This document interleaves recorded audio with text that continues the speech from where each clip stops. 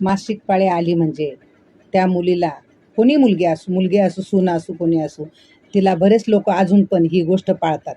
मुलीला का सुनाला किचनमध्ये जाऊ देत नाहीत, देवाऱ्यात जाऊ देत नाही. हा, देवाऱ्यात जाऊ देत नाही बरोबर आहे, ठीक आहे.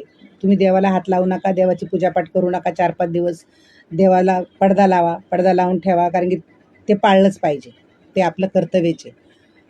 पण असे बरेच लोक आहे का नाही पाळती, पण असे हजार लोक आहे का ते पाळतात.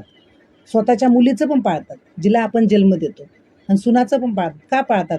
अहो, माझे सासू सासरे का माझी आई खूप जुन्या वळणाचे लोक होते, पण त्यानं पण कधी पाळलं नाही.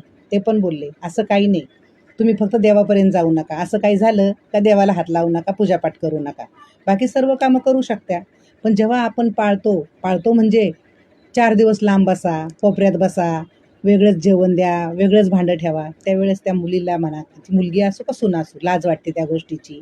लोकांच्या लक्षात येतं, हां, हिचं काहीतरी आहे, तिला काहीतरी झालंय, ही बाहेरची झाली वाटतं. मग त्या मुलीला, मुलगी असो का सून असो, ती लाज वाटते त्या गोष्टीची. मग त्यापेक्षा अशा गोष्टी करू नका ना, पाळूच नका ना ह्या गोष्टी. फक्त देवाकडे जाऊ नका, देवाची पूजापाठ करू नका. मी तर म्हणते, खरंच सांगते, जुन्या वळणाची जुन्या जमान्याची माझी सासू होती, सुलोट माझ्या आईला आणि सासूला, का त्या लोकांना या गोष्टी पाळल्या नाही. पण अजून पण काही आया, शिकलेल्या सवारलेल्या आया तर त्या जास्त पाळत्या. जय भीम, जय महाराष्ट्र. व्हिडिओ आवडला तर लाईक करा, पण ही गोष्ट तेवढीच खरी आहे.